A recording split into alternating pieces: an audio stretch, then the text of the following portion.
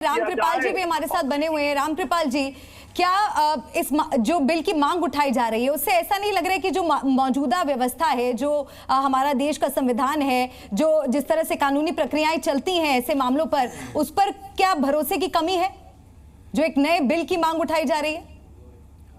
देखिए, मैं एक शेर है निदा फाजली का, उसको यहाँ उनका है कि हिंदू भी मज़े में है, मुसलमान भी मज़े में, इंसान परेशान यहाँ भी है वहाँ भी।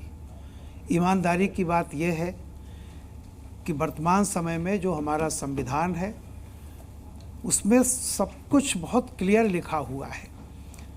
धार्मिक आज़ादी है, लेकिन किसी की भी आज़ादी अराजकता के लेवल तक नहीं है।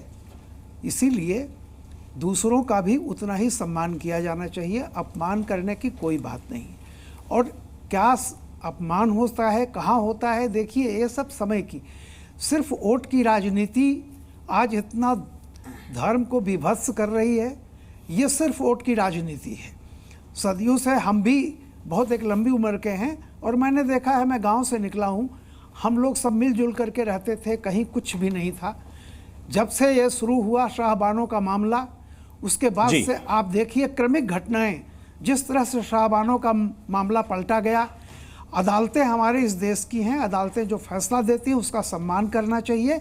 और अगर कहीं किसी के ऐसा लगता है कोई अपमान हुआ है तो इस देश में अदालतें हैं, संविधान है, संविधान के तहत सबको न्याय मिल जाएगा।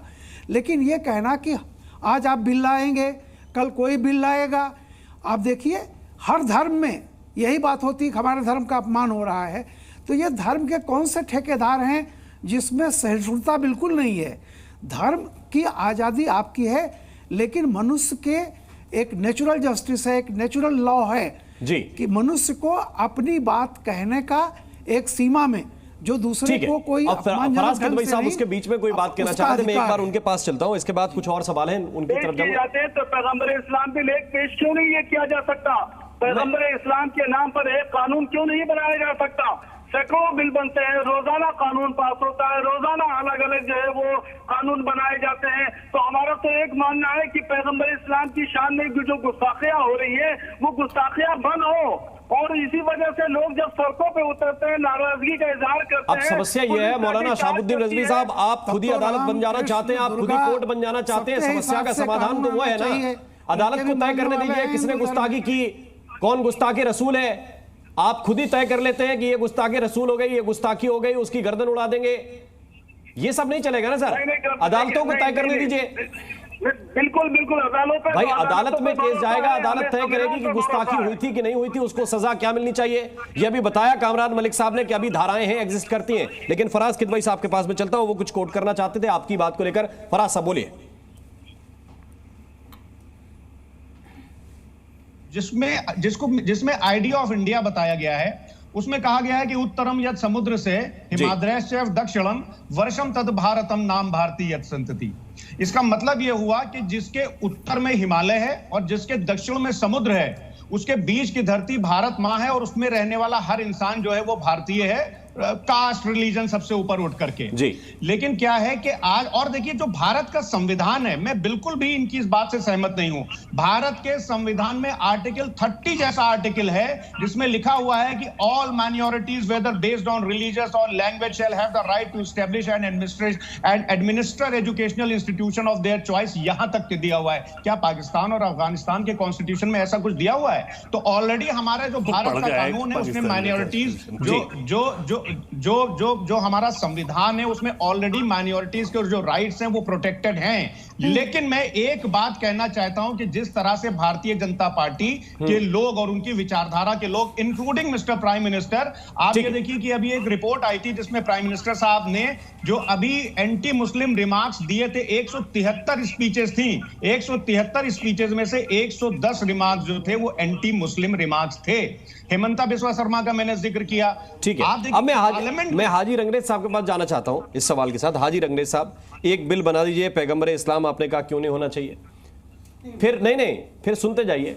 एक बिल फिर जीसस साहब को लेके बनाइए, एक बिल राम जी को लेके बनाइए, एक बिल कृष्ण जी को लेके बनाइए, एक बिल शिव जी को लेके बनाइए, एक बिल दुर्गा जी को लेके बनाइए, यही बिल संसद बनाती रहेगी। नहीं तो ये बार बार अगर यही आपत्ति थी तो फिर अब मांग ये उठाते कि देवता किसी का भी हो, देवी किसी की भी हो, एक कंबाइंड बिल आ जाए। मैं तो कह रहा हूँ कि किसी के भी देवी देवता, वरना पता तो ये चल रहा है ना कि उधर तो केवल मुंह जुबानी कोई बात की जा रही, यहां तो मंदिर के मंदिर तोड़े जा रहे हैं। अभी हापुड़ में क्या हुआ देखा नहीं आपने? सर मैं मूर्तियां तोड़ दिए, बुत तोड़ दीजिए, ये चलेगा सर, जितने लेकिन बाकी चीजें नहीं चलेंगी। नहीं, आपने देखा होगा जितने भी ये तोड़ने वाले हैं और जो चोरी कर रहे हैं मंदिरों में, अगर आप उनके नाम अरे किसी नहीं, के नाम से पहचानेंगे और आप आप कपड़ों से पहचानने की बात करेंगे तो करने वाले लोग कौन है ये सब जग जाहिर बात है। इस्लाम की निंदा करने वाले बहुत से लोग दूसरी मैं एक बात और कह रहा था। अच्छा सर सुनिए, मैं तो कोट करके बता दूं। बिल्कुल मैं बता देता हूँ। अरे सर सुन तो लीजिए सर, मेरी बात पूरी तो होने दीजिए। ईश्वर की निंदा की बात है, अगर आप ईश निंदा की बात कर रहे हैं, मैं कोट करके बता दूंगा कि कितने इस्लाम के जानकार हैं जो इस्लाम की आलोचना करते हैं। देखिए सर मैं क्या कह रहा हूं कि अगर ऐसे लोगों के खिलाफ शुरू में जैसे लोग जो है FIR दर्ज कराते हैं, तुरंत उनकी अगर गिरफ्तारी हो जाएगी, उनको जो है शासन का प्रशासन का डंडा उनके पर चल जाएगा, तो कोई भी इस तरीके की मांग नहीं करेगा, चाहे वो हमारे हिंदू समाज के लोग हों, चाहे हमारे सिख कम्युनिटी के हों, चाहे मुस्लिम हो। तो इनके खिलाफ कार्रवाई का ना होना और सरकार उनको जो है पीछे से सपोर्ट जो करती है, उसकी वजह से लोग अपनी अपनी ख्यालात का इजहार करते हैं। कोई वो ऐसा तो है नहीं कि वो कह दिया गया कि आप ऐसा बनिए, ऐसा करवाइए। देखिए आप जो है जो भी इस तरीके की कोई हेड स्पीच देता है, तब की सुप्रीम कोर्ट की भी एक गाइडलाइन आई थी कि तुरंत उस पर FIR होनी चाहिए और तुरंत उसको जेल में डाल देना चाहिए। क्या प्रशासन उस काम को कर रहा है?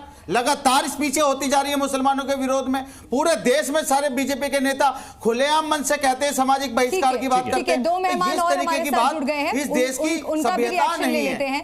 उनका भी रिएक्शन ले लेते हैं। आपको सबने सुन लिया, हाजी खान जी के पास में जाना चाहूंगी। आपने सभी पक्षों को सुन लिया होगा सर। अब तक किसी भी धर्म पर आप अपमानजनक टिप्पणी गलत है, और अगर बात सिर्फ इस बिल की है तो इस बिल को लेकर क्या आपको लगता है कि जो मौजूदा व्यवस्थाएं हैं, क्या उनमें आपको विश्वास की कमी है? और अगर बात जिस तरह से इन्होंने सवाल उठाया कि प्रशासन को लेकर सवाल है, तो उसमें बात तो वही हुई कि आप कहीं ना कहीं मौजूदा व्यवस्था पर सवाल उठा रहे हैं। देखिए मैडम, बात यह है कि कोई भी मजहब हो, सारे मजहब अच्छी बात का हुक्म देते हैं, और उसमें से 1% लोग ऐसे होते हैं जो किसी मज़हब की बुराई करते हैं। इस्लाम इस बात की मना करता है कि आप किसी भी मज़हब की बुराई नहीं करेंगे, क्योंकि अगर आप किसी मज़हब के बारे में कोई हल्की बात करेंगे तो वो आपके मज़हब के अपोजिट करके करेगा। इसलिए आपको चाहिए कि जो किसी मज़हब की मुखालफत करते रहे, जैसे राम के मज़हब की मुखालफत रावण ने की, सर्वनाश हुआ। कृष्ण के धर्म की मुखालफत करी, कंस ने, सर्वनाश हुआ। इब्राहिम अलैहिस्सलाम के धर्म की नमरूद ने, सर्वनाश हुआ।